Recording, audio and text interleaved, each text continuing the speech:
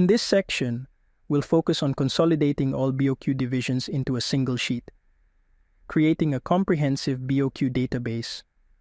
The bill of quantities varies in format and structure, depending on the project's scale and preparation method. Now, why is it essential to create a BOQ database? The reason is to centralize all BOQ items, whether they pertain to a single building or multiple buildings.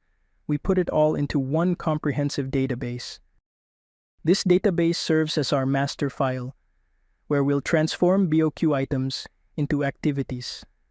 It forms the foundation for cost loading, resource allocation, material quantities, and data import to Primavera P6.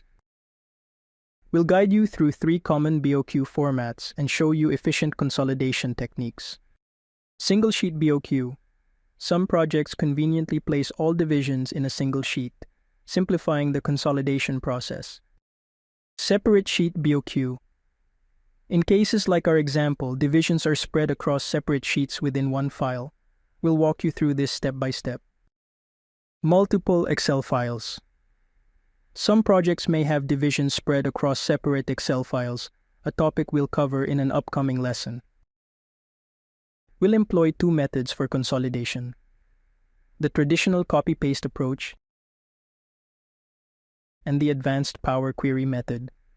Our goal is to empower you with the skills needed to consolidate BOQ data, regardless of its complexity, into a unified database.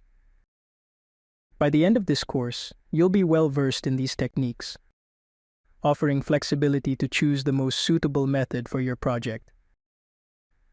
Let's get started.